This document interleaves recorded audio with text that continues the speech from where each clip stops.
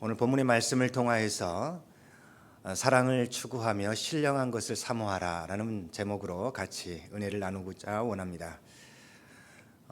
하나님께서 고린도 교회에 다양한 은사를 주시고요, 하나님의 교회를 섬기도록, 또한 하나님의 나라를 위하여서 쓰임 받을 수 있도록 그렇게 일하여 주셨죠. 얼마나 감사한지 몰라요. 예수님을 영접하고 또한 하나님의 나라에 대한 눈이 띄어졌을 때 하나님께서 그 일을 감당하라고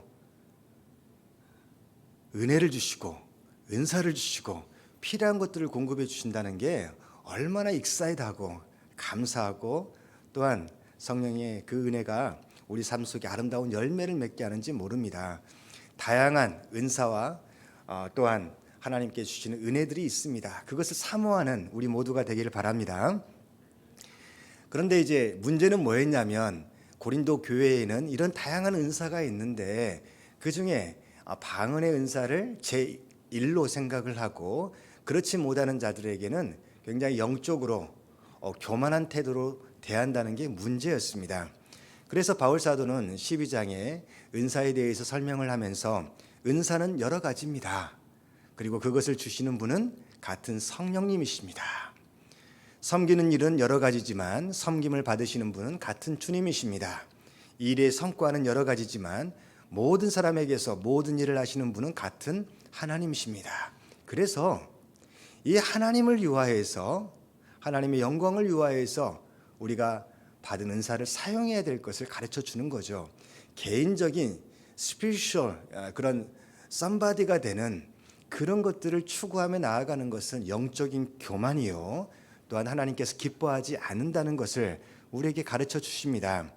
그래서 각 사람에게 성령을 나타내 주시는 것은 공동이익, 하나님의 나라의 유익을 위하여, 교회의 유익을 위하여, 내가 함께 섬기고 있는 가정과 교회와 또한 이 사회와 하나님의 나라를 위하여서 유의한 것이니까 그 목적에 맞게 사용해야 된다. 교만이나 자랑이나 뽐내는 것이나 그리고 시기하고 질투하는 것으로 이 성령의 은사나 은혜들을 평가해서는 안 된다라는 것을 가르쳐 주시는 것이죠.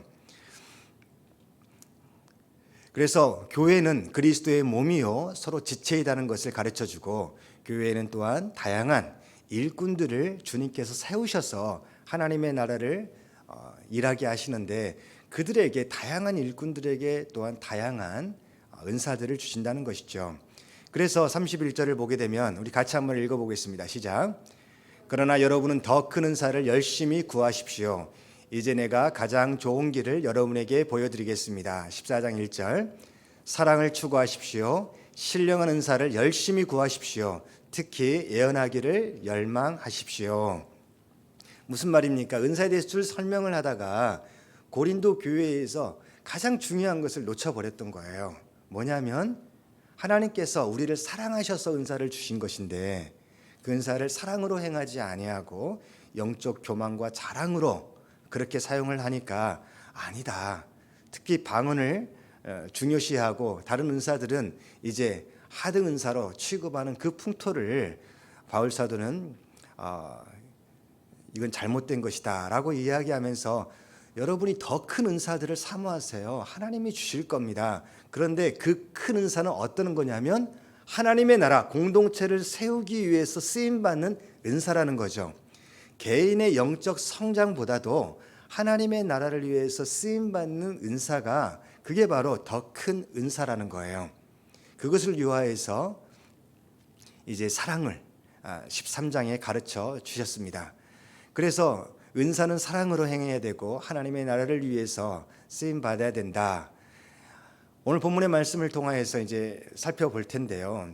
전체적으로 11장부터 14장까지 다룹니다.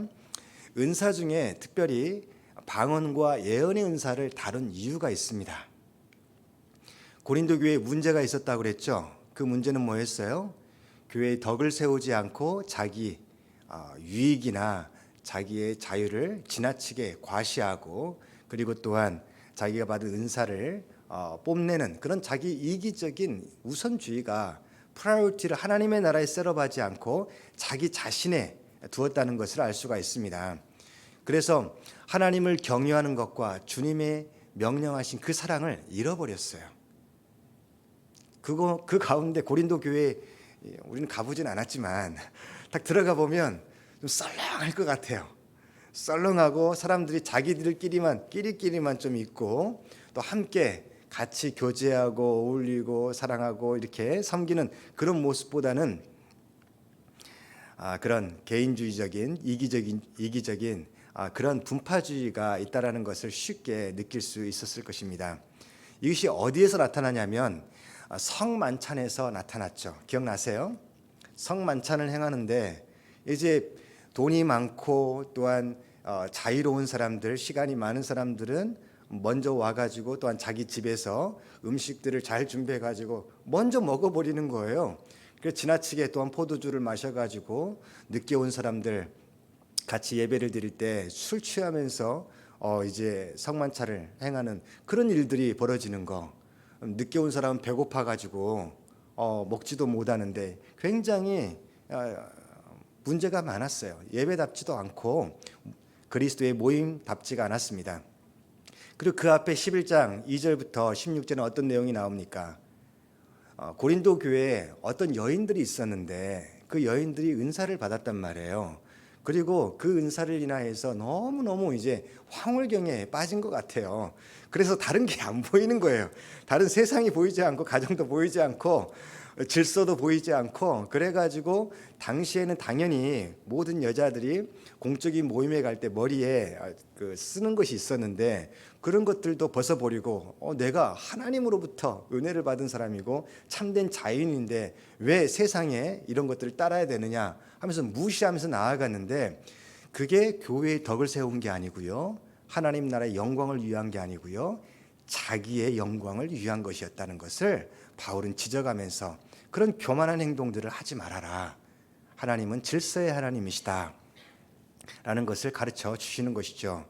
그리고 또한 14장을 이제 우리가 본문에 읽진 않았습니다만 공적인 예배를 드리면서 질서도 없고 품위도 잃어버린 그런 일들이 많이 생기게 되었습니다. 그래서 14장을 한번 보시면 26절을 보세요. 그런즉 형제들아 어찌할까 너희가 모일 때 각각 찬송시도 있으며 가르치는 말씀도 있으며 계시도 있으며 방언도 있으며 통역함도 있나니 모든 것을 덕을 세우기 위하여 하라라고 얘기하는데 문제는 뭐였냐면 27절 보면 방언으로 말하는 사람이 있었단 말이에요.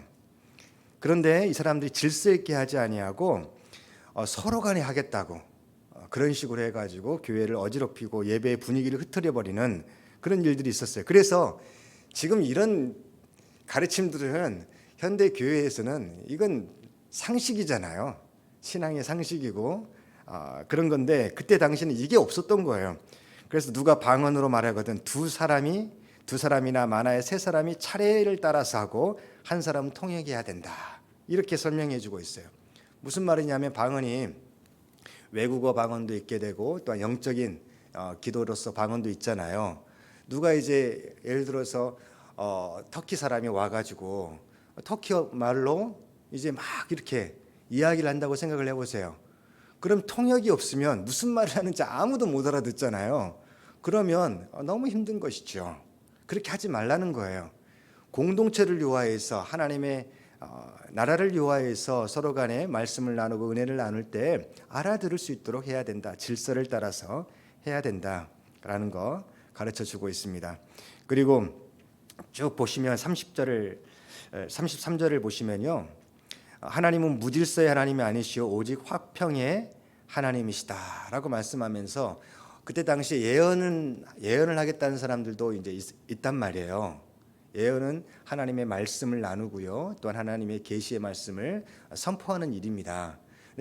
지금이야 우리가 성경이 이렇게 다 있어가지고 따로 하나님의 특별 계시를 받아가지고 예언을 하는 경우는 그렇게 많지 않습니다. 그런데 그때 당시에는 성경이 구약 성경밖에 없었고 또 예수님의 말씀을 성령께서 주셔가지고 깨닫게 하시고 그것을 나누는 일들이 많았단 말이죠. 그렇기 때문에 예언을 하고 또한 말씀을 나누는데요. 사람들이 자기가 하겠다고 또 자기가 하겠다고 서로 간에 중구난방식으로 얘기를 하면 어떻게 되겠어요? 쉬운 예가 이겁니다. 당시에는 이제 가정교회 예배였잖아요. 당시에는 가정교회에서 모여가지고 목장 모임을 한다고 생각을 해보세요. 어떤 사람이 삶을 나누고 감사 제목을 나누고 또한 받은 묵상하고 깨닫고 실천한 그 말씀들을 간증하는 시간을 이제 나누는 거예요. 그것도 이제 예언의 은사라고 볼 수 있는 거예요. 그렇게 나누는데 갑자기 어떤 사람이 잠깐만 하고 말을 딱 끊어버리는 거죠. 그 자기가 하겠다고 딱 얘기하고, 어떤 사람이 또 그 다 참지 못하고 내가 하겠다고 하면서 하면 그게 무슨 모임이 되겠어요. 처음 온 사람들이나 그리고 이제 잘 모르는 사람들이 왔을 때 뭐 이런 사람들이 다 있어, 예의가 없고 질서가 없는 거에 대해서 굉장히 혼란스러운 마음을 갖게 될 것이라는 거죠.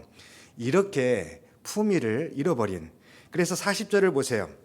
39절 40절을 보시면, 그런즉 내 형제들아 예언하기를 사모하며 방언 말하기를 금하지 말아라. 하긴 하라는 거죠. 사모하라는 거예요. 그러나 모든 것을 어떻게 하라고요? 품위 있게 하고 질서 있게 해라.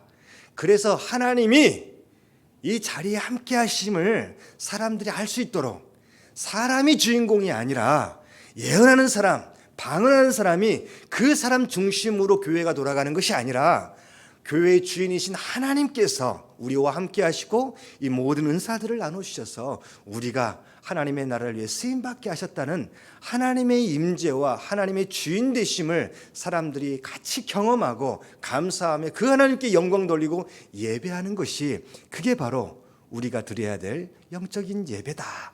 그것을 가르쳐주고 있는 거예요. 사람 중심이 아니라 하나님 중심. 이게 바로 바울 사도가 그토록 고린도 교회에 강조하고 싶었던 것이죠. 현대에도 마찬가지입니다. 우리 사람의 모임이다 보니까 예배나 그리고 또 목장 모임이나 다 사람들이 모이는 거잖아요. 그러다 보면 사람이 부각이 될 수 있고요. 어떤 간증하는 사람이, 특성하는 사람이, 또 말씀 전하는 사람이 부각이 될 수 있어요. 그러나 그것은 바른 것은 아니죠. 자기는 겸손하게 하나님께서 영광 받으실 수 있도록, 그래서 그 사람이 기억나는 것이 아니라 그 사람을 통하여서 일하신 하나님이 기억나고, 저 사람도 저렇게 사용하셨는데 저도 사용해 주세요. 우리 가정도 사용해 주세요.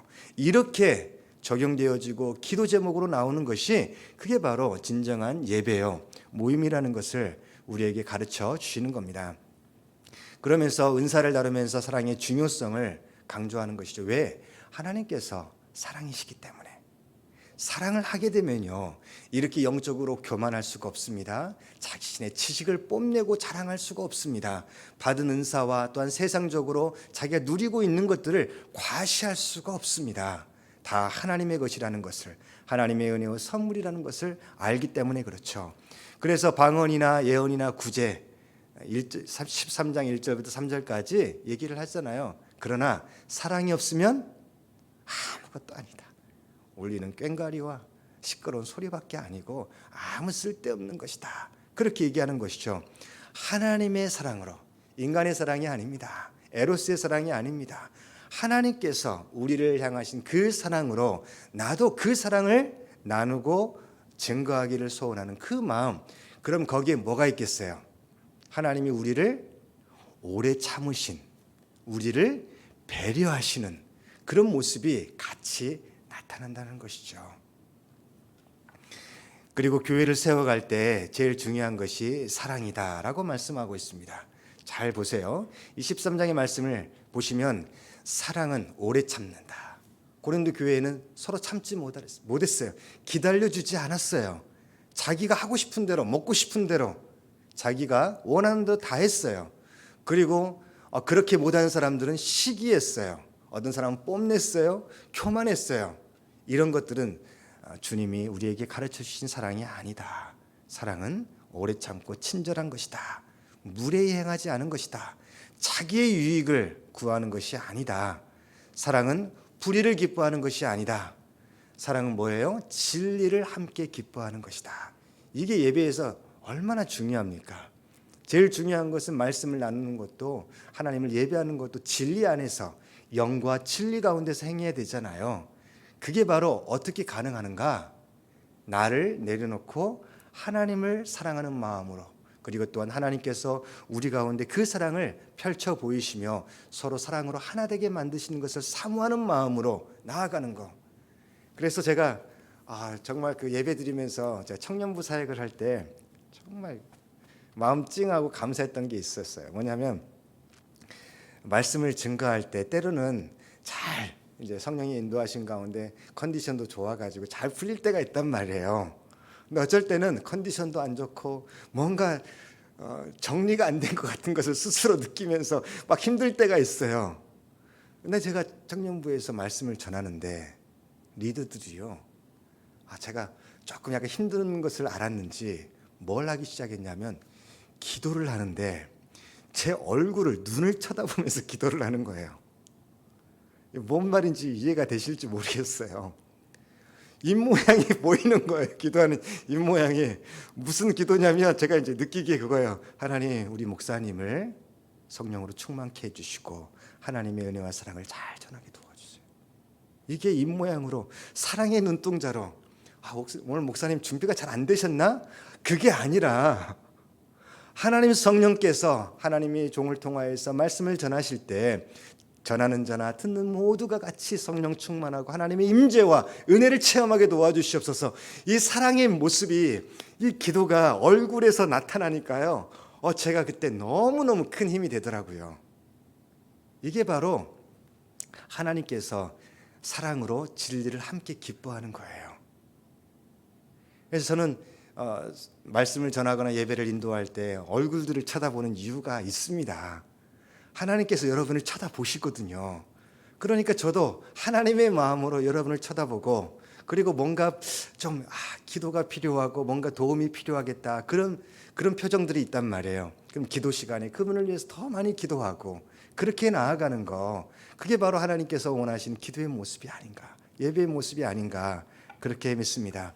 그래서 사랑은 허물을 들춰내는 것이 아니라, 그 사람을 평가하고 판단하고 정죄하는 것이 아니라 주님께서 우리를 덮어주시고 그리고 안아주시고 품어주셨던 것처럼 덮어주며 그리고 믿어주며 바라고 그리고 하나님의 나라를 요하여서 같이 함께 견뎌내 나아가는 그런 것이다. 그리고 사랑은 결코 없어지지 아니하고 주님 안에서 계속해서 흘러나오는 것입니다. 예언도 사라집니다. 예언 중요하다고 14장이 그렇게 강조를 하잖아요. 근데 바울은 알짤없습니다. 정확하게 얘기해 주는 거예요. 예언도 사라집니다. 그리고 방언도 그칩니다. 하나님의 임재 앞에서 하나님의 나라에 딱 들어가게 되면 예언이 무슨 소용이 있겠어요? 방언이 무슨 의미가 있겠어요? 야, 방언하지 마.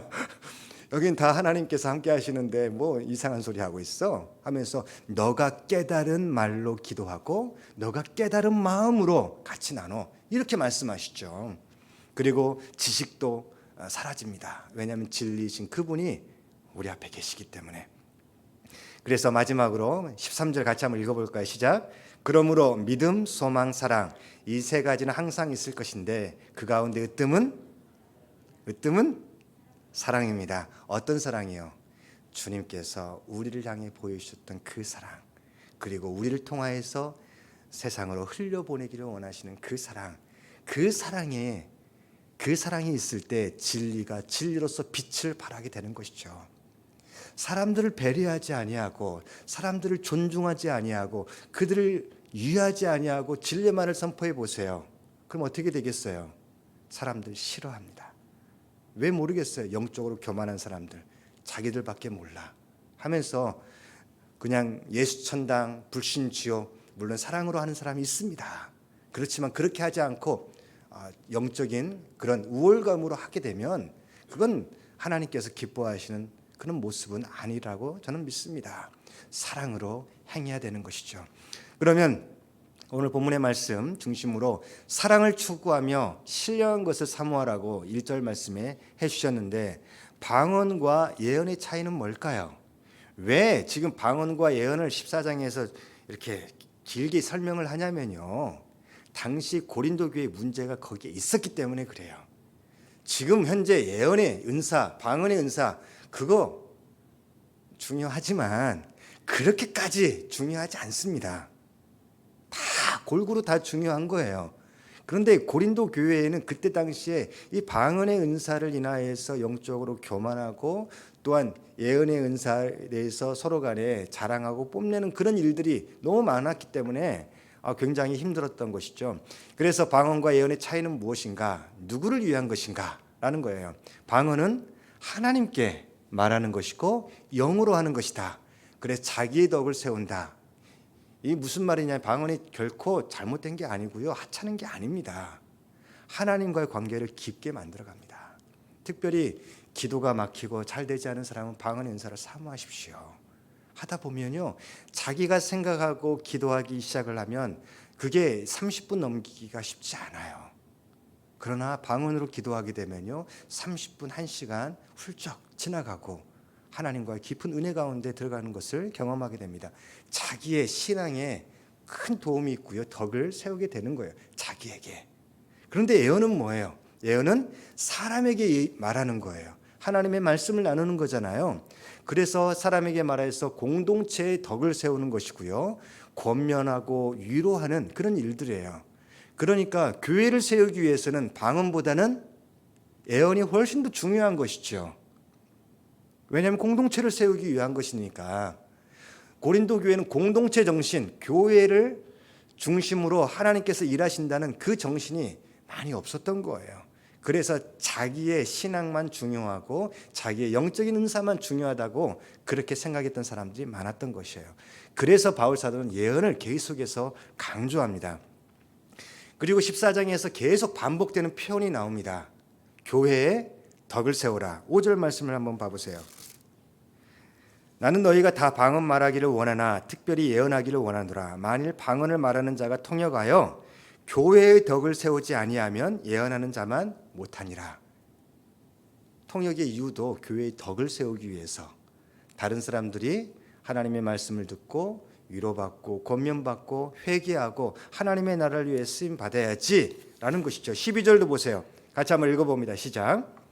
그러므로 너희도 영적인 것을 사모하는 자인즉 교회의 덕을 세우기 위하여 그것이 풍성하기를 구하여라. 하나님 은사를 사모하래요. 풍성히 구하래요. 그러나 무엇을 위하여? 교회의 덕을 위하여. 그리고 26절도 한번 봐보세요. 같이 읽어봅니다. 시작. 그런즉 형제들아 어찌할까? 너희가 모일 때에 각각 찬송시도 있으며 가르치는 말씀도 있으며 계시도 있으며 방언도 있으며 통역함도 있나니 모든 것을 덕을 세우기 위하여 하라. 아멘. 덕을 세우기 위해서 하라고 말씀하고 있습니다. 여러분, 요즘 그 뉴스에 또 특별히 기독교 뉴스를 보게 되면요, 계속해서 반복적으로 이야기하는 내용이 나옵니다. 에즈베리 유니버시티 리바이벌 무브먼트 들어보셨어요? 에즈버리 대학교에서 부흥이 일어났어요. 성령의 일하심이 시작된 것이죠. 어떤 거냐면 이제 체프를, 당연히 이제 크리스천 대학이니까 체프를 과정을 이수를 해야 돼요. 그런데 체프에서 예배 드렸는데 성령께서 일하시니까 계속 더 기도하고 싶은 거예요. 그 마음을 주시는 거예요. 계속 예배를 드리고 싶은 거예요. 그래서 학생들이 떠나가지를 않은 거예요. 그리고 클래스가 이제 있는 사람들은 갔다가 다시 돌아와서 계속해서 기도하고 계속해서 예배를 드리는 거예요. 이게 하루 이틀이 아니라 지금 몇 주째 계속되고 있고요. 이 크리스찬들이 그것을 보기 위해서 요즘 소셜 미디어가 SNS가 발달하다 보니까 이게 금방 퍼진 거죠. 그래서 수많은 크리스찬들과 또한 관심 있는 사람들이 찾아와 가지고 더 이상 외부인들을 받지 않겠다, 금지까지 하는 그런 사태가 벌어진 거예요. 그런데 왜 성령의 그 부흥이 일어난 줄 아세요? 말씀이었어요. 어떤 말씀이었냐면 그 메시지 가운데 하나님의 사랑을 기억하십시오. 여러분의 가정을 사랑하십시오. 여러분의 공동체를 사랑하시고 교회를 사랑하시고 또한 이 학교를 사랑하시고 친구들을 사랑하시고 하나님의 나라를 사랑하시고 그리고 또한 시리아와 터키 지역에 지진이 있는데 그곳에 고통받는 사람들을 사랑하시고 핍박받는 자들을 사랑하십시오. 주님의 마음을 그대로 전하신 거예요. 이것은 하나님의 말씀을 전하는 거잖아요. 근데 그 말씀이 사람들의 마음을 움직이기 시작을 한 거예요. 누가? 성령께서 움직이기 시작하니까 지금 어떤 일까지 벌어졌냐면 이 에즈베리 유니버시티뿐만 아니라 낙스빌에 있는 그레이스 크리스천 아카데미 중학생들이 기도하고 고백을 나누고 신앙 고백하고 회개하는 일들이 벌어지는 거예요. 제가 그 영상들을 보았는데요. 청년들이 그리고 또한 학생들이 모여서 기도하는데 어떤 사람은 회개를 하는 거예요. 그러면 그를 안아주고요, 위에서 손을 얹고 기도해 주고요, 회복되기를, 하나님의 은혜가 계속 임하기를, 새 사람으로, 성령의 사람으로 쓰임 받기를 위해서 기도하는 모습이 있는 거죠. 성령의 역사는 방언을 말하는 것도 성령의 역사지만 1905년도에는 그렇게 시작을 되고 그렇게 했지만, 그러나 그게 중요한 게 아니라 더 중요한 건 뭐예요? 우리의 마음과 생각을 바꾸시는 거. 세상에 그 인터넷이나 게임이나 세상에 오락에 중독이 되었던 수많은 학생들이 이제는 그것을 놓기 하기 시작하는 거죠. 그걸 놓고 이제는 성경을 붙잡기 시작하고 두 손을 모으고 기도하기 시작하고 서로를 안아주기 시작을 하고 같이 함께 주님의 나라를 섬기기를 원하는 거, 그게 바로 진정한 부흥이고 하나님께서 일하시는 거예요. 우리 교회에도 그 은혜가, 그 성령의 역사가 나타나기를 소원합니다. 그렇게 하실 줄 믿습니다. 아멘. 계속 문 열어놓을게요. 친교 끝나고 다시 오셔서 기도하셔도 좋습니다.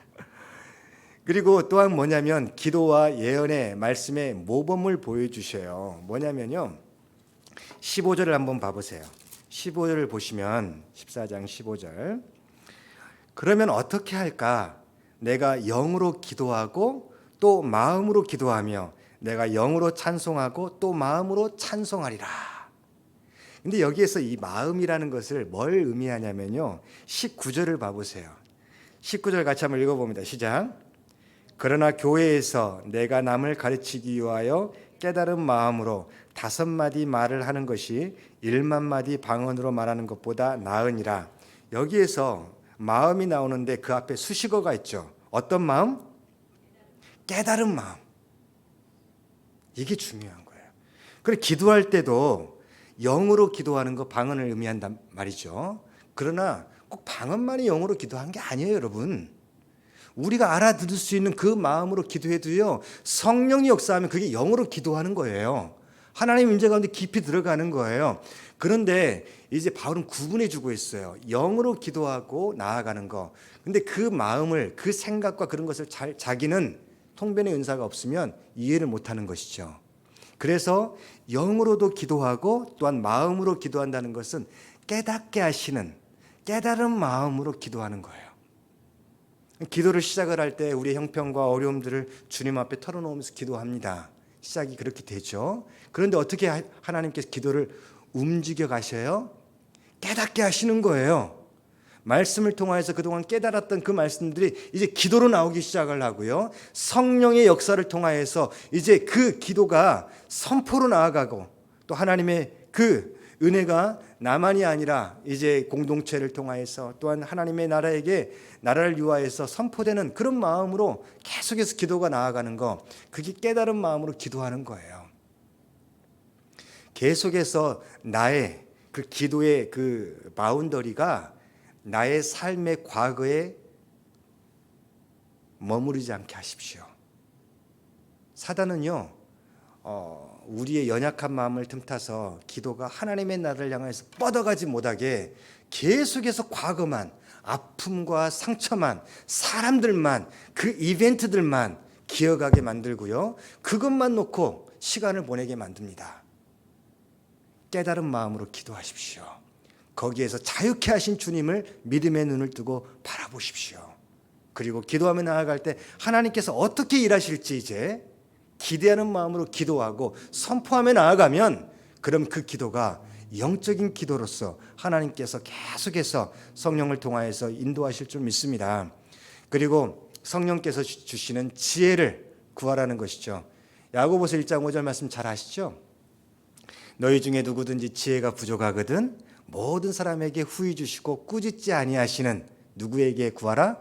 하나님께 구하라. 그리하면 주시리라.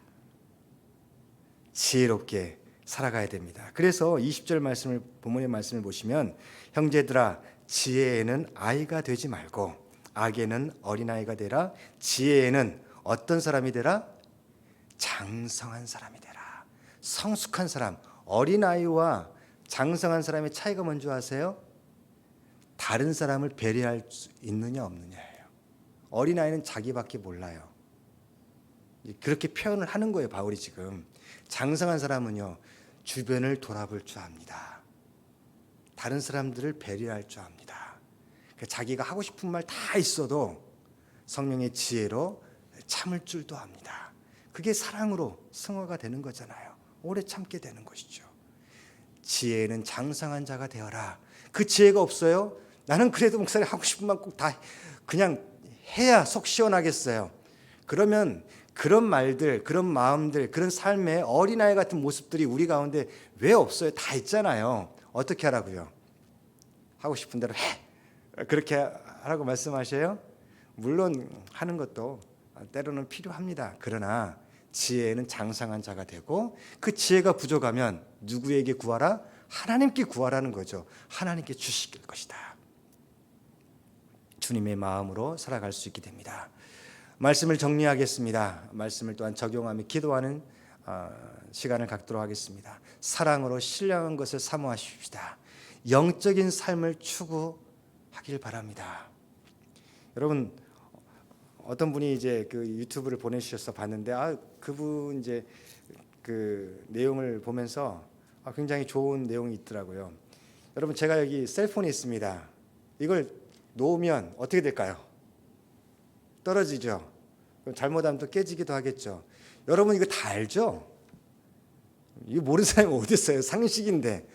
근데 이것을 사람들은 굉장히 고상한 표현을 합니다. 만유인력 법칙. 근데 그게 무슨 말인지 몰라도요, 경험으로 알고 있어요. 상식이에요. 우리의 일상생활에서 일어나는 일이에요. 이런 것들은 육신의 일이라고 볼 수가 있는 거죠. 세상의 경험이니까.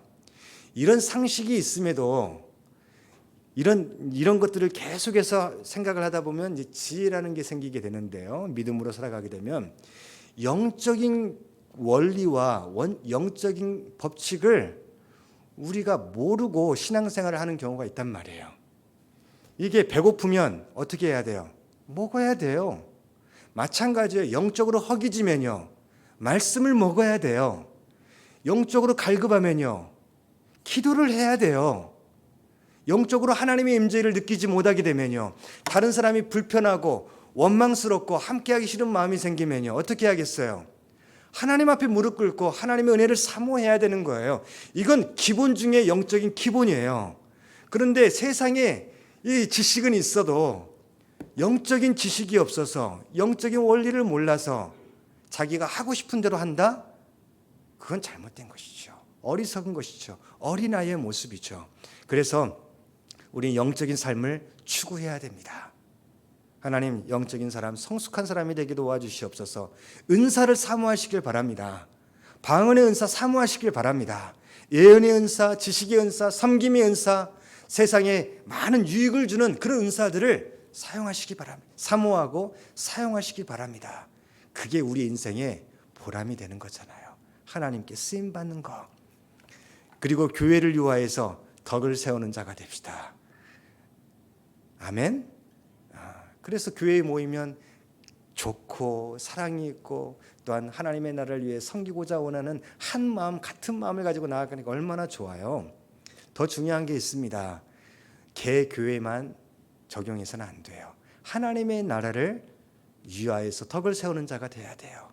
그래서 교회에서는 신앙인, 세상에서는 신앙인이 아닌 것처럼 자기를 드러내지도 않고 그렇게 살아가지도 않으면 그건 덕을 세우는 게 아니죠. 한 가지 더 적용하고 싶은 것은 가정에서 덕을 세우는 자가 됩시다. 고린도 교회 예배 공동체 모습 살펴봤잖아요. 알면 뭐예요?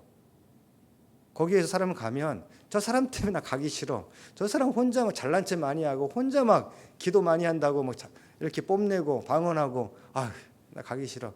저 사람 보면 진절머리가 나. 이런 생각을 가지고 있다면 잘못된 것이잖아요. 마찬가지로 가정에서도 저 사람이 있기 때문에 내가 집에 가고 싶어. 같이 손잡고 기도하고 싶고 함께 안아주고 싶고 함께 식사하고 삶을 나누는 시간 이 소중하고 또한 나눌 때 What is your highlight of your day? 이렇게 물어보면서 같이 이야기하는 그 시간이 소중한 거 그게 바로 가정의 덕을 세우는 자가 되는 거잖아요. 그렇게 살아가는 자가 됩시다. 그리고 세 번째 성령의 인도하심을 따라 살아갈 수 있도록 지혜를 주시옵소서.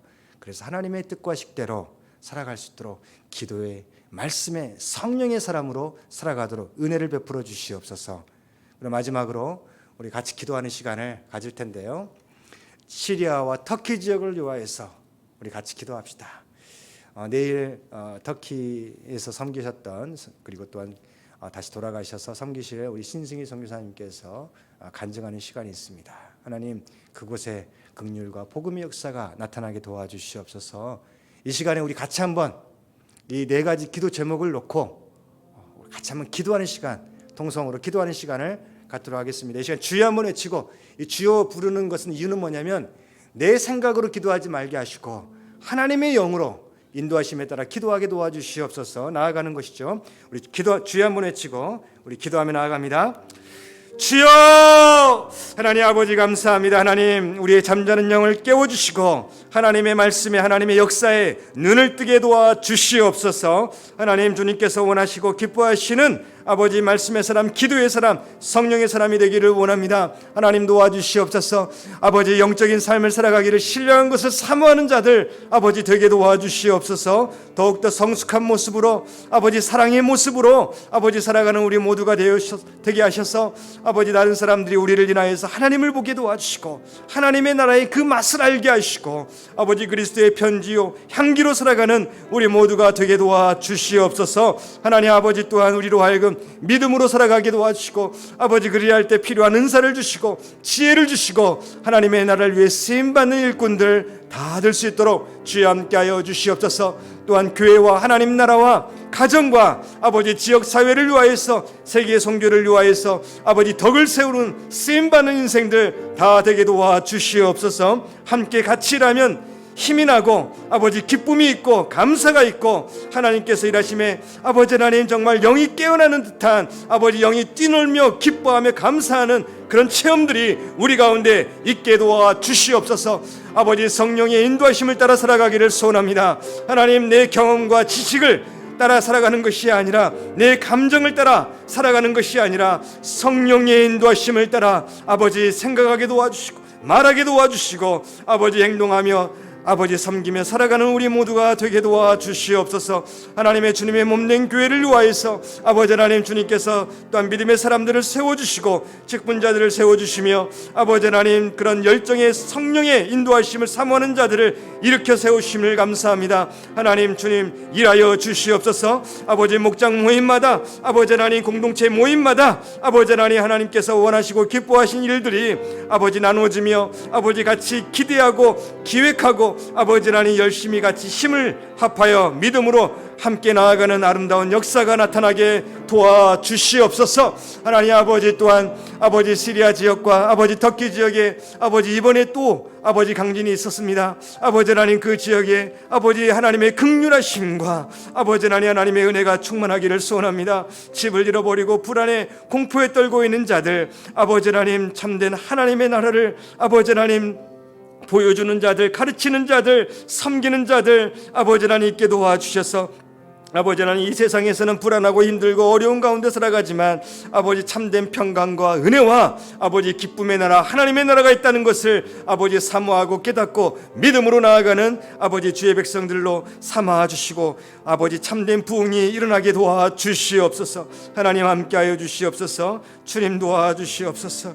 이 시간에 우리 한 가지 더 기도하며 나아갑니다. 기도할 때 이 시간 함께 기도하는 우리 현장에서 또한 온라인으로 같이 함께 기도하는 우리 믿음의 사람들을 위해서 같이 함께 기도합시다. 우리 사랑으로 하나 되게 도와주시옵소서. 성령으로 하나 되게 도와주시옵소서. 에즈버리 유니버시티에서 일어나는 그런 성령의 역사가 아버지 우리 세틀 우리 교회에서도 일어나게 도와주시고 아버지 참된 영적인 부흥이 아버지 우리의 삶을 휩쓸게 도와주시옵소서. 우리 주여 한번 다시 외치고 기도하며 나아갑니다. 주여 하나님 아버지 감사합니다. 주님께서 우리 가운데 함께하여 주시고 아버지 인도하여 주심을 감사합니다. 아버지 하나님 주님의 은혜가 아버지 하나님 우리 40일 특별 기도하는 가운데 아버지 하나님 임하게 도와주시옵소서. 하나님의 은혜와 사랑의 역사가 아버지 우리의 삶을 새롭게 하고 변화시키시며 아버지 하나님 주님의 손을 붙잡고 세상을 향하여 거룩한 영향력을 발휘하는 우리 모두가 될 수 있도록 함께하여 주시옵소서. 우리에게 지혜가 필요합니다. 아버지 성령님 아버지 하나님 우리에게 지혜를 주시고요, 우리에게 사랑이 필요합니다. 아버지 주님의 그 사랑이 아버지 우리의 마음과 생각을 아버지 지배하게 도와주시옵소서. 사랑의 마음으로 주님의 그 마음으로 세상을 바라보며 사람들을 바라보며 아버지 나아가게 도와주시옵소서. 아버지 지역 복음화를 위하여서 우리가 기도하며 아버지 하나님 또한 모든 주님의 몸된 교회들과 함께 믿음으로 나아가고 있사오니 주님 함께하여 주시옵소서. 아버지 하나님 교회들이 아버지 사랑으로 하나 되고 아버지 하나님 또한 주님의 나라를 위하여서 기도하며 아버지 하나님의 나라가 아버지 하늘에서 이루어진 것처럼 이 땅에서도 이루어지기를 소원하는 아버지 모든 주님의 몸된 교회들 되게 도와주시옵소서. 하나님 또한 아버지 하나님 우리 미국 교회를 붙잡아 주시고 아버지 하나님 또한 담임 목사 청빙의 과정이 있사오니 하나님 주님 좋은 하나님의 사람을 세워주시고 아버지 다시 한번 참된 부흥의 그 역사가 나타나게 도와주시고 함께하여 주시옵소서. 아버지 하나님 또한 우리 믿음의 형제 자매들을 위하여 기도하며 나아갑니다. 아버지 하나님 주님께서 아버지 슬픈 마음과 외로운 마음과 공허한 마음과 육신의 질병 가운데 아버지 간구하는 자들 있습니다. 주님 만져주시고 아버지 치유하여 주시고 회복시켜 주시고 주님의 은혜와 사랑으로 아버지 힘있게 일어날 수 있도록 역사하여 주시옵소서. 하나님 함께하여 주시옵소서. 주의 성령께서 우리와 함께하심을 감사합니다. 하나님 아버지 감사합니다. 주의 성령님 아버지 수많은 지역에서 아버지 주님의 은혜와 사랑을 간구하며 기도하는 심령들이 있습니다. 특별히 아버지 북한 땅에 아버지 하나님 또한 공산주의 지역 가운데 아버지 하나님 또한 우상에 아버지 빠져있는 사람들 가운데 믿음으로 살아가는 아버지 하나님 주의 백성들이 있사오니 그들에게 은혜를 더하여 주시고 아버지 믿음으로 승리할 수 있도록 함께하여 주시되 아버지 거룩한 빛을 바라는 하나님의 사람들로 세워 주시옵소서.